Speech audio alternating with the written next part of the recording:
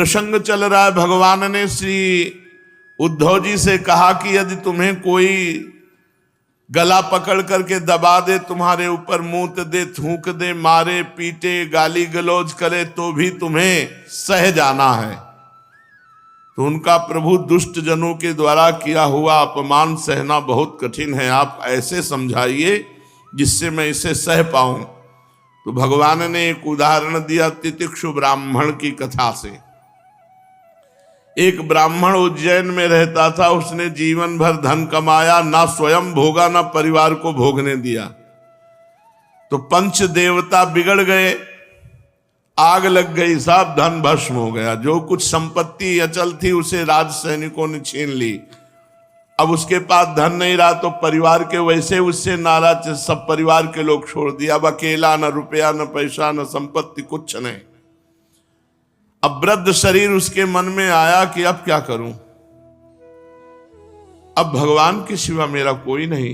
बड़ी कृपा जिसके ऊपर ऐसी विपत्ति आवे कि वो सोच पावे कि भगवान के सिवा हमारा कोई नहीं। जो रुपए का चिंतन करता है और रुपए का संग्रह करता है तो 15 दोष उसमें आ जाते हैं। चोरी, हिंसा, झूठ बोलना, दंभ, काम, क्रोध, गर्व, अहंकार, भेद बुद्धि, वैर, अविश्वास, स्पर्धा, लंपटता, जुआ और शराब। और ये 15 दोष आ जाते हैं। जो धन का चिंतन करता है केवल धन कमाने में ही, धन बढ़ाने में ही, ये दोष उसमें आ जाते हैं। चोरी, हिंसा, झूठ बोलना, दंभ, काम, क्रोध, गर्व, अहंकार, भेद बुद्धि, वैर, अविश्वास, स्पर्धा, लंपटता, जुआ, शराब। इसलिए जिसको इसी जन्म में अपना कल्याण चाहना वो धन का चिंतन न करे। गृहस्थ है तो पीछे आज चर्चा हुई, पंडित गया प्रसाद जी महाराज ने कहा धर्म पूर्वक धन कमाओ, चिंतन भगवान का करो, धन का नहीं। भाई बंधु, स्त्री, पुत्र, माता पिता, सगे संबंधी जितने हैं ये स्वार्थ के कारण तुमसे प्रेम करते हैं। जिस दिन स्वार्थ नष्ट हो गया उसी दिन तुम देखोगे कोई तुमसे प्रेम नहीं करता, कोई नहीं करता यार। पूरी जिंदगी में देखा है, कोई नहीं करता। भगवान सत्य है, वो सत्य से रीझते हैं। और सत्य तुम्हें बताएं, कोई प्यार नहीं करता। अपना स्वार्थ की पूर्ति हो तो फिर सब प्यार। बहुत कड़वा संसार, राधा राधा जपो, अपनी मस्ती से चलो। ये जीवन भगवत प्राप्ति कर ले तो कर ले, नहीं तो धोखे में फंस जाओगे। धोखे में बिल्कुल धोखा है। पूरे जन्म के जन्म धोखा खाते चले आ रहे हैं, अब धोखा ना खाओ। सत्य स्वरूप भगवान का भजन कर लो, सार बात समझ लो। कुछ समझ में आवे चाहे समझ में ना आवे, ये समझ लो हमारी श्री जी और राधा राधा राधा राधा। और जो दुख सुख मिले उसे सह जाओ। यहां स्त्री, पुत्र, माता पिता, सगे संबंधी, ये जो बड़ा स्नेह दिखाते हैं, ये कौड़ी कौड़ी के कारण एक दूसरे के शत्रु बन जाते हैं। ये लोग थोड़े से धन के लिए क्षुब्ध और क्रुद्ध हो जाते हैं, बात की बात में सौहार्द संबंध छोड़ देते हैं, लाग डांट रखने लगते हैं। यहां भगवान कह रहे हैं जरा जरा सी कौड़ी कौड़ी के लोभ में एक दूसरे के प्राण लेने देने में उतारू हो जाते हैं, एक दूसरे का नाश कर देते हैं। यहां कौन किससे प्यार करता है? देवताओं की भी प्रार्थनी मनुष्य जन्म को प्राप्त करके जो भगवत प्राप्ति नहीं करता उसकी भारी दुर्गति होती है, अशुभ गति होती है। यह मनुष्य शरीर मोक्ष और स्वर्ग का द्वार है और नरक का भी द्वार है। भजन कर ले तो स्वर्ग का मोक्ष का द्वार बन जाएगा, भजन नहीं करोगे तो नरक का द्वार है। इसको पाकर ऐसा कौन बुद्धिमान मनुष्य है जो अनर्थों के धाम धन के चक्कर में फंसकर अपने जीवन को नष्ट कर दे। जो मनुष्य देवता, ऋषि, पितर, प्राणी, जाति, भाई, कुटुंबी इन सबका भरण पोषण नहीं करता, उनको भाग देकर संतुष्ट नहीं रखता और अपने आप उदर पोषण करता है, वो कृपण अधोगति को प्राप्त होता है। अगर आप रुपया कमा के ला रहे हो तो पूरे परिवार का अधिकार है, पूरे परिवार की कामना पूरी करो, उनको पोषण करो, क्योंकि तुम घर के प्रधान सदस्य हो। अगर ऐसा नहीं करोगे तो तुम्हें नरक जाना पड़ेगा। अब वो ब्राह्मण सोच रहा है कि मैं अपने कर्तव्य से च्युत हो गया हूं, मैंने प्रमाद में अपनी आयु, धन और बल पौरुष खो दिया। अरे विवेकी लोग जिन श्वासों से साधना करके मोक्ष प्राप्त करते हैं, उन श्वासों को मैंने धन इकट्ठा करने की व्यर्थ चेष्टा में खो दिया। अब मैं बूढ़ा हो गया, मेरा कोई साधन बनने वाला नहीं, क्या करूं? मालूम नहीं होता कि बड़े बड़े विद्वान ये धन और परिवार की तृष्णा में फंसकर पूरा जीवन बर्बाद कर देते हैं। हो न हो, अवश्य ही ये संसार किसी की माया से अत्यंत मोहित हो रहा है। ये मनुष्य शरीर काल के विकराल गाल में पड़ा हुआ है। इसको धन से, धन देने वाले देवताओं से और लोगों से क्या, हमें जाना है यार, आज नहीं तो कल जाना है। हमें यहाँ की मित्रता, शत्रुता, धन, वैभव, पद, प्रतिष्ठा, इससे क्या होगा? भोग वासना और उनको पूर्ण करने वालों से क्या जन्म मृत्यु के चक्र से कोई मुझे बचा सकता है? नहीं। तो लाभ ही क्या फिर इनसे मित्रता करने से? वो ब्राह्मण सोच रहा है। इसमें संदेह नहीं कि सर्वदेव स्वरूप भगवान आज मुझ पर बहुत प्रसन्न है, तभी मुझे ऐसी स्थिति में ले आए। कोई सहयोगी नहीं, तभी मुझे उन्होंने इस दशा में पहुंचाया। यह है भगवान की कृपा। वैभवहीन कर दिया, परिवार के लोग प्यार नहीं करते, शरीर बुढ़ापे से ग्रसित हो गया। आज मैं जो इस दुर्दशा को पहुंचा हूं, इसमें मैं भगवान की कृपा मानता हूं।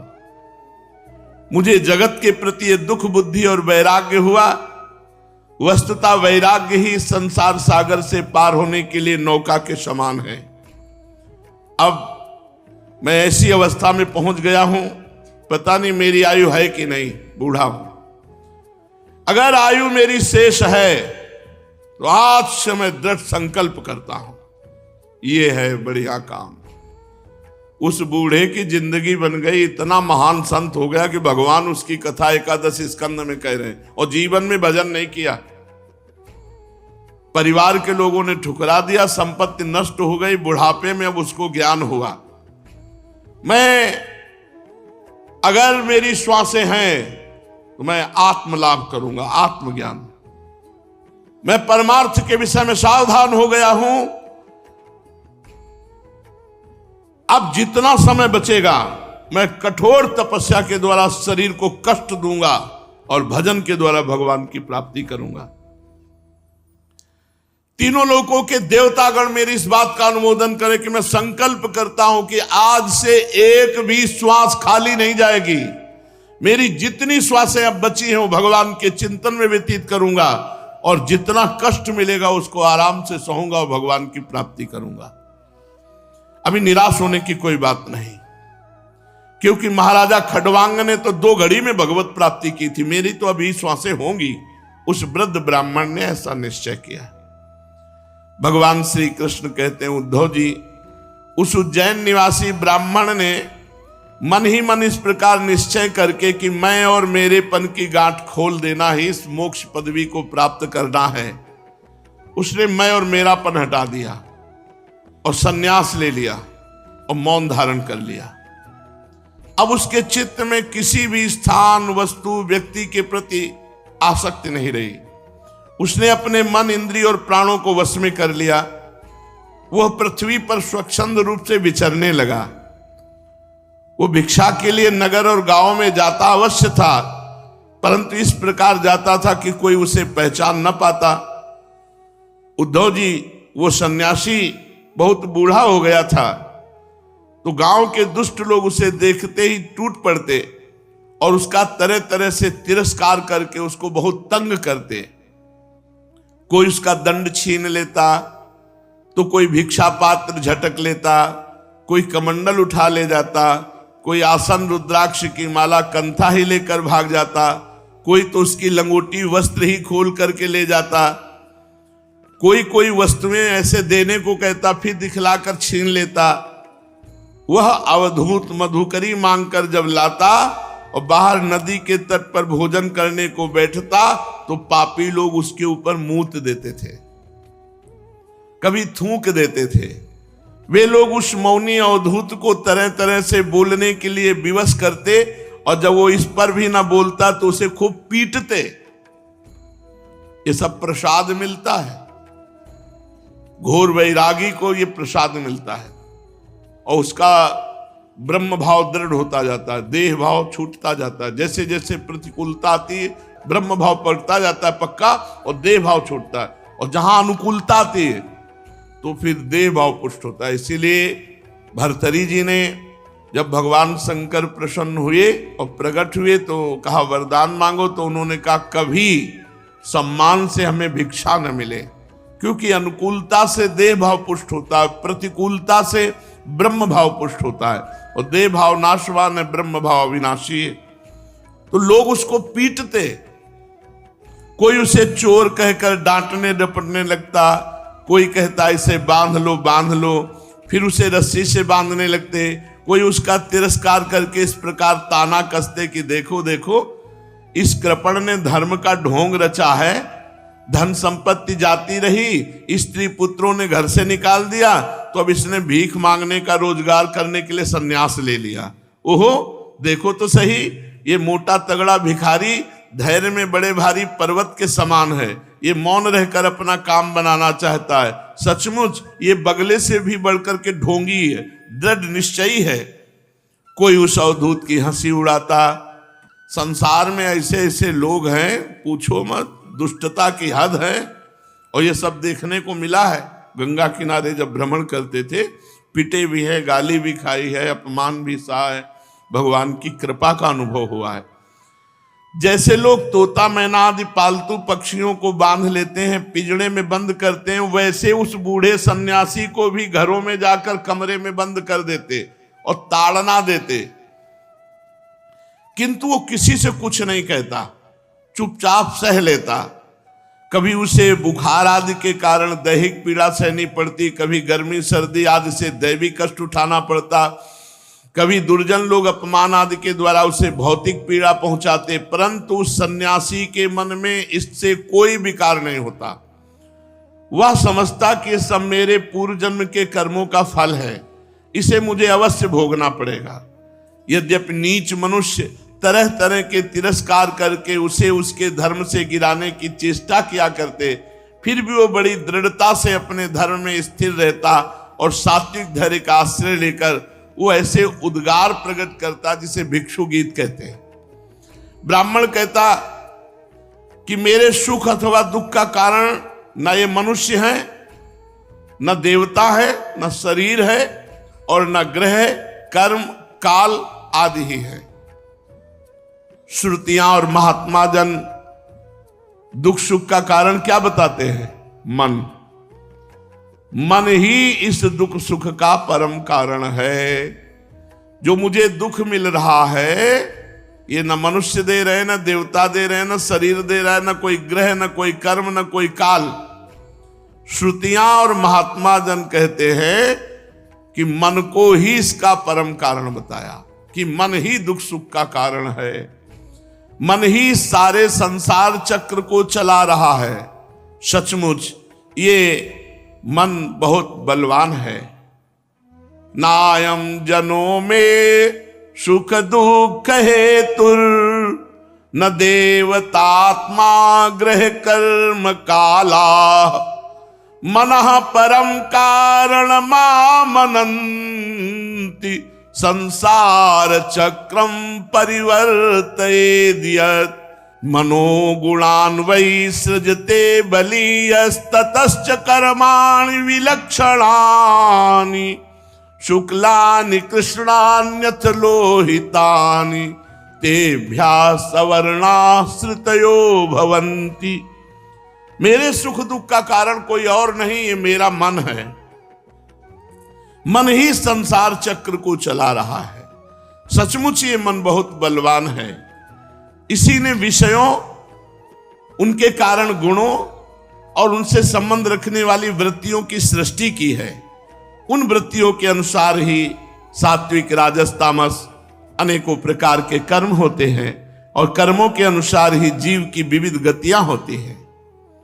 मन ही समस्त चेष्टाएं करता है, उसके साथ रहने पर भी आत्मा निष्क्रिय है। वह ज्ञान शक्ति प्रधान है, मुझ जीव का सनातन सखा है और अपने अलुप्त ज्ञान से सब कुछ देखता रहता है। मन के द्वारा ही उसकी अभिव्यक्ति होती है।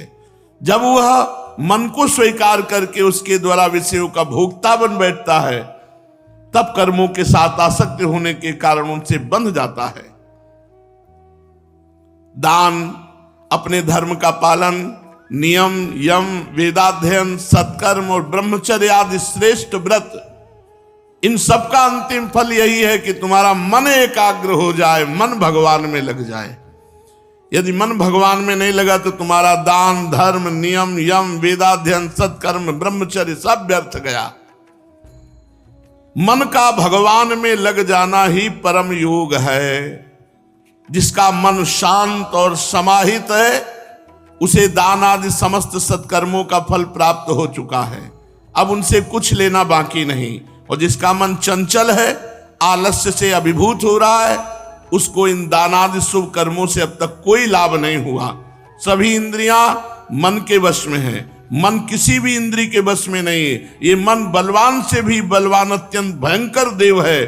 जो इसको अपने वश में कर ले वही देवाधिदेव इंद्रियों का विजेता है, जो मन को वश में कर ले। ये ब्राह्मण विचार कर रहा है, सचमुच मन बहुत बड़ा शत्रु है, इसका आक्रमण असह्य है। सचमुच मन बहुत बड़ा शत्रु है, इसका आक्रमण असह्य है। ये बाहरी शरीर को ही नहीं, हृदयादि मर्म स्थानों को बेधता है। इस मन को जीतना बहुत कठिन है। मनुष्य को चाहिए कि सबसे पहले इस मन रूपी दुश्मन पर विजय प्राप्त करे।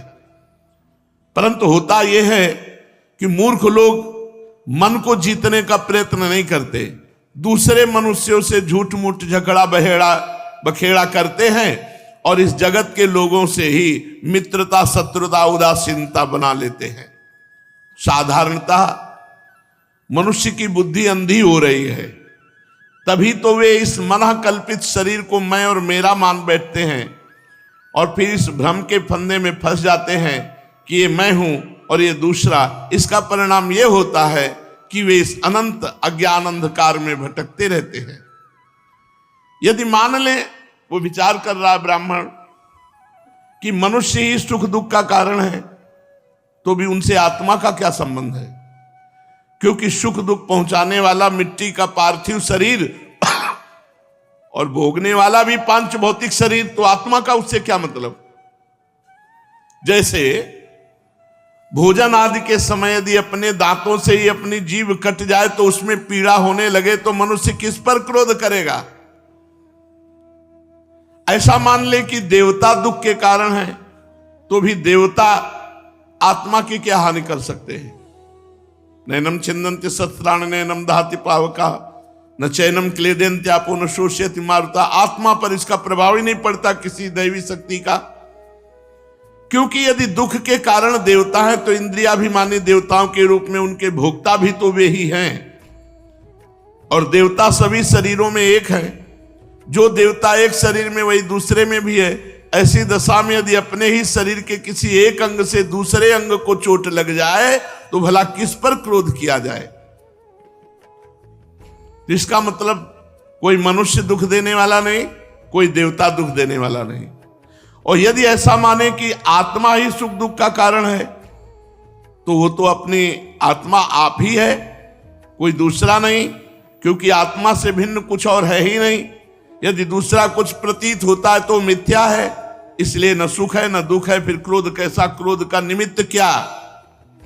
तो आत्मा भी दुख सुख नहीं देती।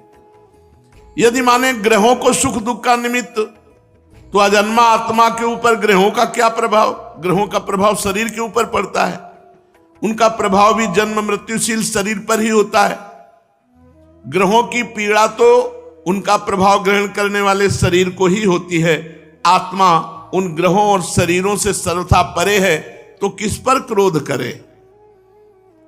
यदि कर्मों को सुख दुख का कारण माने तो उनसे आत्मा का क्या प्रयोजन, क्योंकि वे तो एक पदार्थ के जड़ और चेतन उभय रूप होने पर ही हो सकते हैं। जो वस्तु विकार युक्त अपना हिताहित जानने वाली होती है उसी से कर्म हो सकते हैं, अतः वो विकार युक्त होने के कारण जड़ होनी चाहिए, हिताहित का ज्ञान रखने के कारण चेतन। किंतु देह तो अचेतन है, जड़ है, उसमें पक्षी रूप से रहने वाला आत्मा निर्विकार और साक्षी मात्र है। इस प्रकार कर्मों का तो कोई आधार ही सिद्ध नहीं होता, फिर हम किस पर क्रोध करें। तो न मनुष्य दुख देते हैं, न देवता, न आत्मा, और न ग्रह नक्षत्र, और न ये कर्म ही।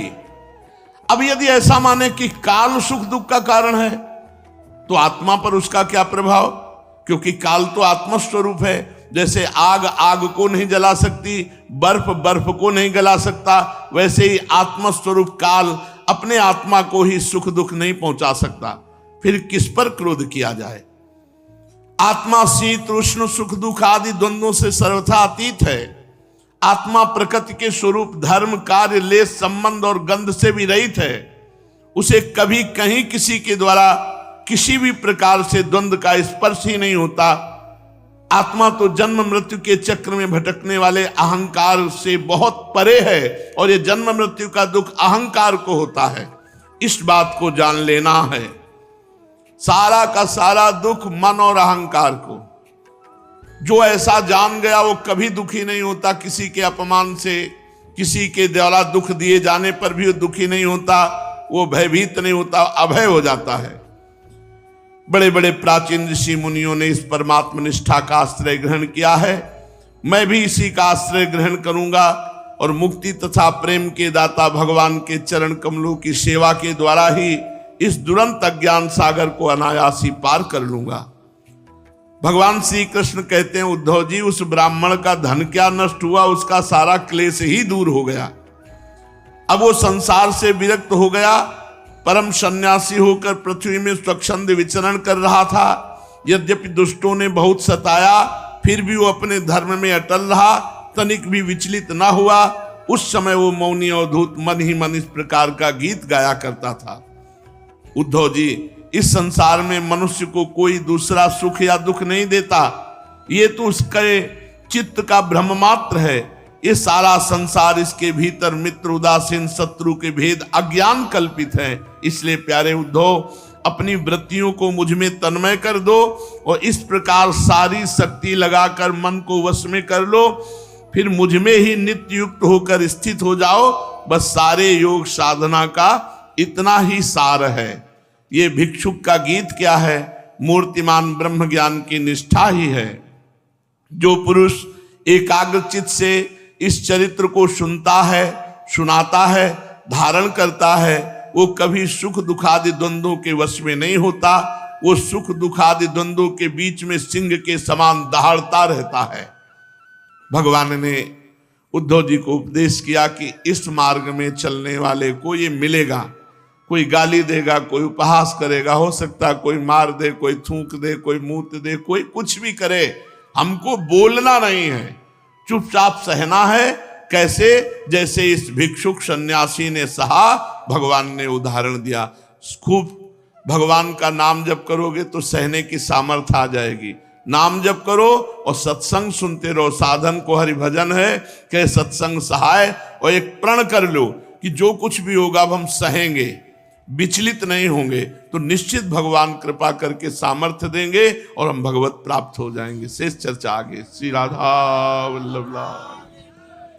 तो राधे राधे जी, श्री हरिवंश। हमें पूरी उम्मीद है कि आप लोगों को पूज्य महाराज जी का आज का ये सत्संग बहुत ही ज्यादा पसंद आया होगा और आपको इस सत्संग से काफी कुछ सीखने को भी मिला होगा। तो आपको इस सत्संग के अलावा और किसी भी विषय के बारे में अगर कुछ भी महाराज जी की वाणी में जानना हो तो आप लोग हमें नीचे कमेंट्स करके जरूर बताइए। हम आने वाली वीडियो में आप लोगों के उस प्रश्न को लेकर महाराज जी का नया सत्संग अपलोड कर देंगे, ताकि आप लोगों को अपने भक्ति मार्ग में बहुत ही ज्यादा आसानी मिले। तब तक के लिए राधे राधे, श्री हरिवंश।